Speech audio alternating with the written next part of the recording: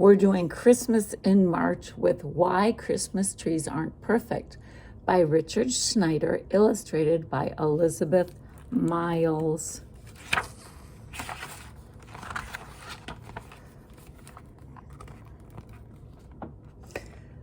They say that if you creep into an evergreen forest late at night, you can hear the trees talking. If you listen very carefully to the whisper of the wind, you can hear the older pines telling the younger ones why they will never be perfect. They will always have a bent branch here, a gap there.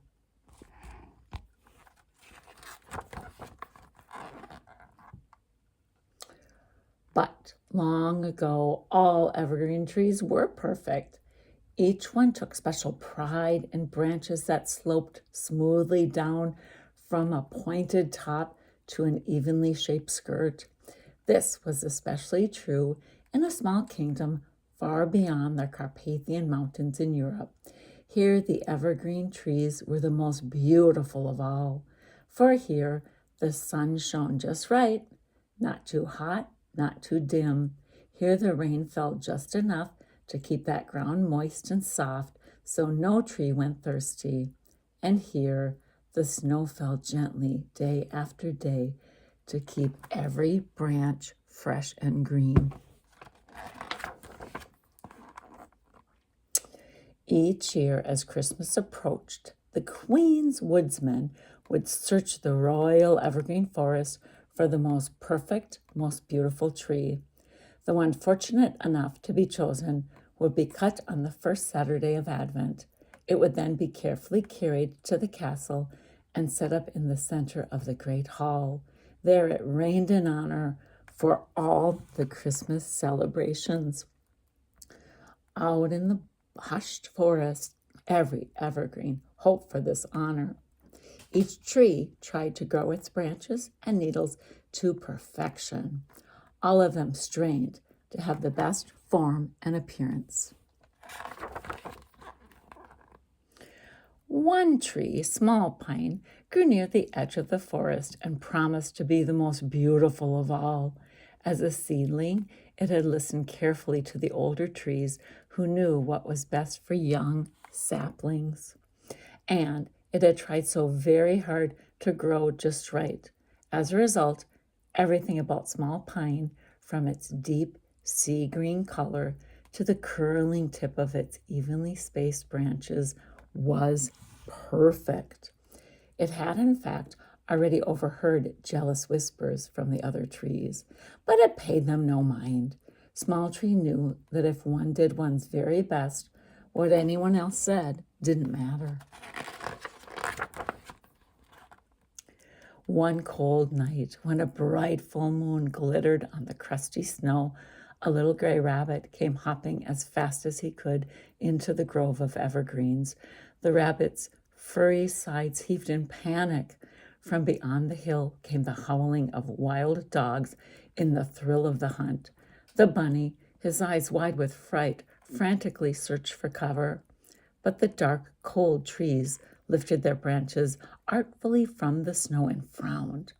They did not like this interruption of their quiet evening when growing was at its best.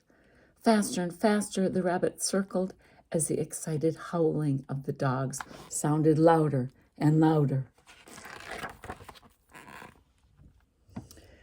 And then Small Pine's heart shuddered.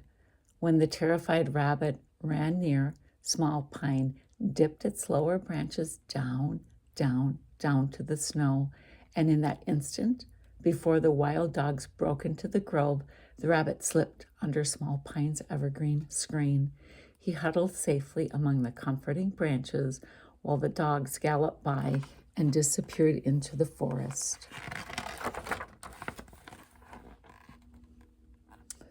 In the morning, the rabbit went home to his burrow, and Small Pine tried to lift its lower branches back up to their proper height. It strained and struggled, but the branches had been pressed down too long through the night. Oh well, Small Pine thought, no matter. Perhaps the woodsman wouldn't notice a few uneven branches near the ground in a tree so beautiful.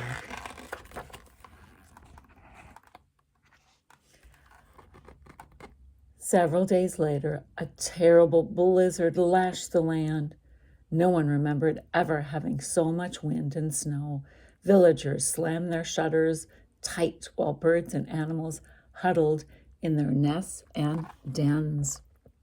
A brown mother wren had become lost in the storm. With feathers so wet she could barely fly, she went from one large evergreen to another, looking for a shelter. But each tree she approached feared the wren would ruin its perfect shape and clenched its branches tight like a fist. Finally, the exhausted wren fluttered toward Small Pine. Once more, Small Pine's heart opened, and so did its branches. The mother wren nestled on a branch near the top, secure at last. But when the storm ended and the bird had flown away, Small Pine could not move its top branches back into their perfect shape. In them would be a gap evermore. Days passed and winter deepened. The packed snow had frozen so hard that the deer in the forest could not reach the tender ground moss which they ate to survive.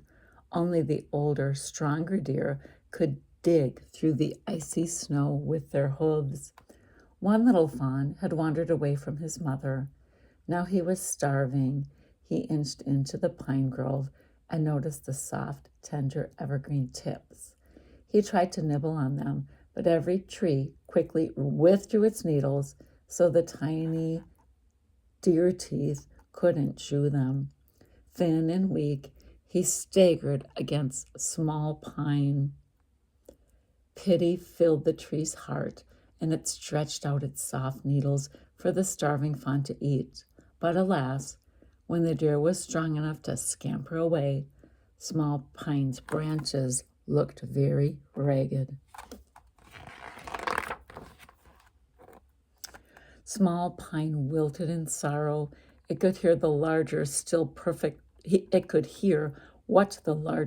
perfect trees were saying about how bad it looked.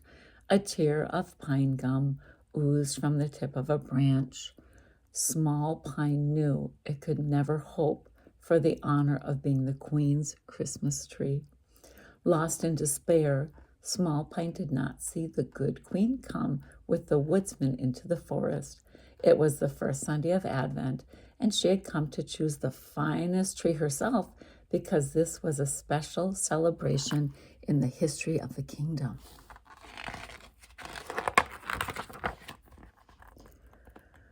As the royal sleigh, drawn by 2 white horses, slowly passed through the forest, her careful eye scanned the evergreens. Each one was hoping to be the royal choice. When the Queen saw Small Pine, a flush of anger filled her. How could such an ugly tree with so many drooping branches and gaps be allowed in the royal forest? She decided to have a woodsman cut it to throw away and nodded for the sleigh to drive on.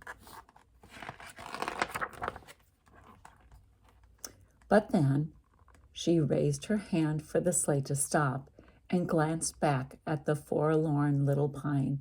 She noticed the tracks of animals under its uneven needles.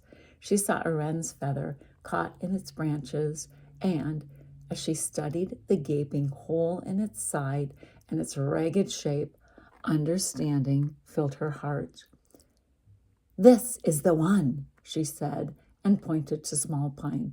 The woodsman gasped, but they did as the Queen directed.